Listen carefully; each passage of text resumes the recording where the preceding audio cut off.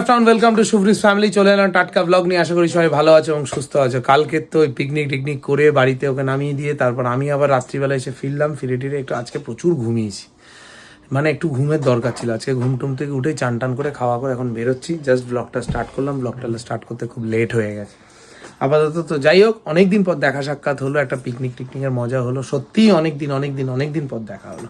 মাঝে মাঝে এরকম একটা গ্রুপ মিট করাই যেতে পারে। Good afternoon, welcome back to new blog. আশা করি তোমরা সবাই খুব ভালো আছো, সুস্থ আছো, ভালো সুস্থটা থাকো। হ্যাঁ, ঢুকিয়ে নিয়ে একটু রোগা হচ্ছে তো, তাও দূর থেকে দেখাতে পারিস না তুই। তো যাই হোক, কালকে তো প্রচুর খাওয়া দাওয়া হয়েছে। তারপর আজকে মানে আর কি আমি খাওয়া দাওয়াটার একটুখানি রেস্ট্রিকশন নিচ্ছি। মুডটা একটুখানি খারাপ হয়ে গেছে, ওজনের কন্ডিশনও খুব একটা ভালো নেই। কালকে আমাকে আবার ওয়েটটা মেপে ওনাকে পাঠাতে হবে, সেই নিয়ে আমি একটু চিন্তায় আছি। আমি তো উঠে গেছি গাড়িতে, এখন যাচ্ছি আপাতত।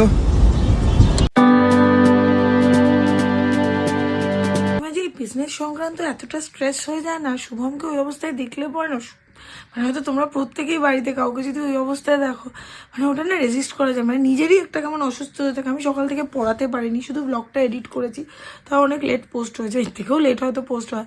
বাট এইসব করে মানে কিছুতেই জানো লাস্টে ওর একটুখানি মানে মোটামুটি আর কি 70% প্রবলেম সলভ হলো। তারপরেও বাড়ি থেকে বেরোলো, মানে আমরাও যেন সবাই একটা মানে নিশ্চিন্ত সব কিছু। এটা হতেই থাকে কোনো না কোনোভাবে। একটু যদি দু তিন মাস ঠিক চলে, 2-3 মাসের পরেই যেন একটা কোনো না কোনো ঝামেলা কোথা থেকে একটা উদয় হয়। এরকম কোনো কিচ্ছু না, মাঝখান থেকে এটা আর ওটার হেডেকটা এতটা কাজের মধ্যে ঢুকে থাকলে না কোনো মানুষের তার এই জিনিসগুলোই আসে, যে মানে কোনোভাবে যেন কোনো কিছু ইমপারফেক্ট না হয়, কোনোভাবে যেন কোনো কিছু না হয়। এত পুঙ্খানুপুঙ্খ দেখলে তাদের মাথায় স্ট্রেসের থেকে বাড়বে বই কমবে না। গুড ইভিনিং সবাইকে। আজকে পড়ানো ছিল, আজ মানে আমি কয়েকটা দিন ধরে পড়ানোর একদম 12:30 বাজিয়ে দিয়েছিলাম।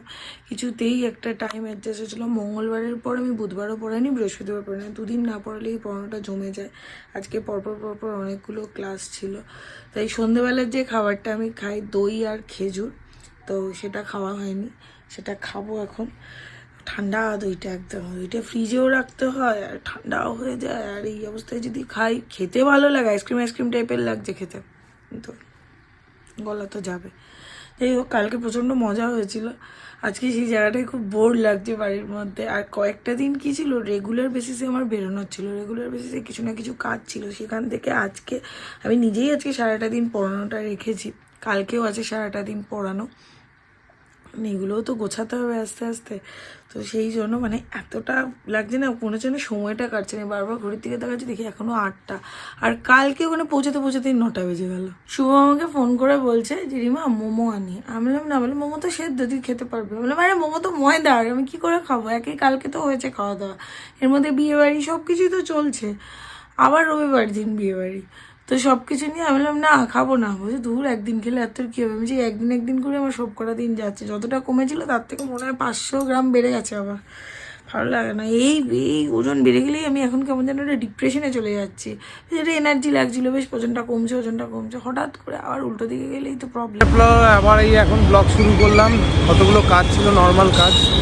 তো এই বাগুইয়াটি থেকে এলাম, বাড়িতে একটুখানি যাচ্ছি দেখা করতে। যাওয়ার সময় আমাদের এখানে ডিয়ার মোমো পাওয়া যায়, ওই মোমোটা নিয়ে যাই একটু, সবাই মোমো খেতে চাই। আরে মোমো খা। আরে আমি খাবো না, আমার ডায়েট চলছে। কি লাগছে রে তোকে এটা পরে? হেভি লাগছে তো? বলিস না, আমার ভালো লাগছে, কালার কম্বিনেশনটা খুব সুন্দর। শুভম তো বেরিয়ে গেল অ্যাজ ইউজুয়াল, সেই ম্যাগি। এই ম্যাগিটা খাওয়ানো ওর বন্ধ করতে হবে, অন্য কিছু। অ্যাকচুয়ালি ও এত লাস্ট মিনিট বলে না যে ও আসছি, তখন ওই রুটি বা এরকম কিছু করে দেওয়াটা ও ততক্ষণ সময় দেবে না। এরপর কিন্তু ও থাকবে, বাট এসে ওই অতক্ষণ সময়টা দেবে না। এগুলো এটা প্রচণ্ড পরিমাণে, তখন আমরা রোজ ম্যাগি খাওয়াটাও তো উচিত না। আর যেখানে আমি এত ডায়েট ফায়েট মেনটেন করছি, সেখানে তো আরও উচিত না। তো যাই হোক, ও আবার বেরিয়ে গেল, এবার কখন আসে সেটাই। আর আমি আজকে একটু প্রিপারেশন নিচ্ছি, কারণ কালকে থেকে একটু হিউজ ব্যাচ শুরু হচ্ছে। তো আবার লেগে পড়ো, চলো রিমা লেগে পড়ো। এখন অনেকগুলো কাজ আছে, সেই কাজগুলো যেদিন থাকে না সেদিন নিজেকে না কেমন যেন এটা মনে হয়। আজকে পড়ানোটা ছিল, বাট ওরকম প্র্যাকটিক্যালি তো কোনো কাজ ছিল না। তখন নিজেকে মনে হচ্ছে কত টাইম দেখো, এখন 10:30 বাজে। হয় নাকি? দিনই কাটছে না, সারাদিন ওর স্যালারি ঢুকলো কি ঢুকলো না, ওর এরকম জুতো মোজা সব দেখা শুরু হয়ে যায়। এগুলো কি তুই তো আমাকে প্রমিস করলি? আরে আমি তো এটা কিনছি, আমি দেখছি জাস্ট। কি দেখছিস?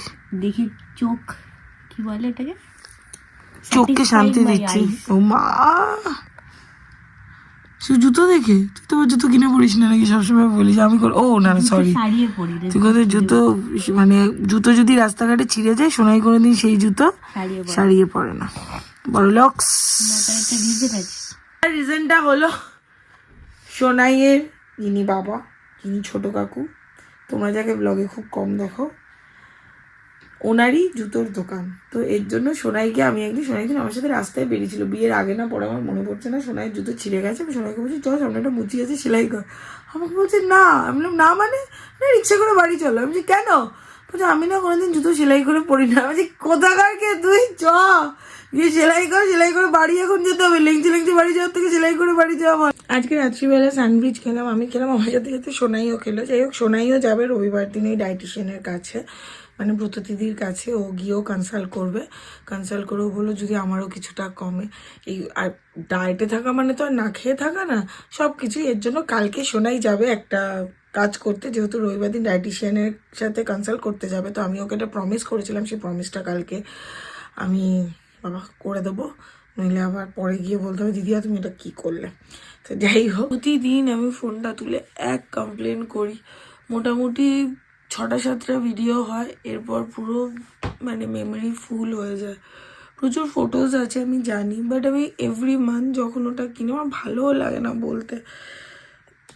তারপরেও কেন এই সমস্যাটা হচ্ছে আমি বুঝতে পারছি না। আমার মনে হচ্ছে না ফোনটা চেঞ্জ করতে হবে, নয় আমাকে পুরো ফোনটা দিতে হবে, ওরা কিছু আপডেট করে দেবে, তারপরে মনে হচ্ছে ঠিক হবে। আর এটা করে আমি বেশি ভিডিও করতে পারিনি। কালকেও আমি একটা ভিডিও ওরকমভাবে করতে পারিনি, যা করেছে শুভমই করেছে। শুভম যেদিন এই কাজের ওই জায়গায় থাকে তখন আর কি ভিডিও করবে, ক্লায়েন্টের সাথে কথা বলে তো আর ভিডিও করতে পারবে না। তো এই জন্য ভিডিও পুরোটা হচ্ছে না, জানি না কি হবে। এই ফোনটা নিয়ে আমি মহা বিপদে পড়েছি, প্রচণ্ড বিপদে পড়েছি। মানে হচ্ছে না, চলছে না আমার। এর আগে মনে হয় যেন অ্যান্ড্রয়েডই ঠিক ছিল, অ্যাপেলের আমার এত স্টোরেজ প্রবলেম হচ্ছে।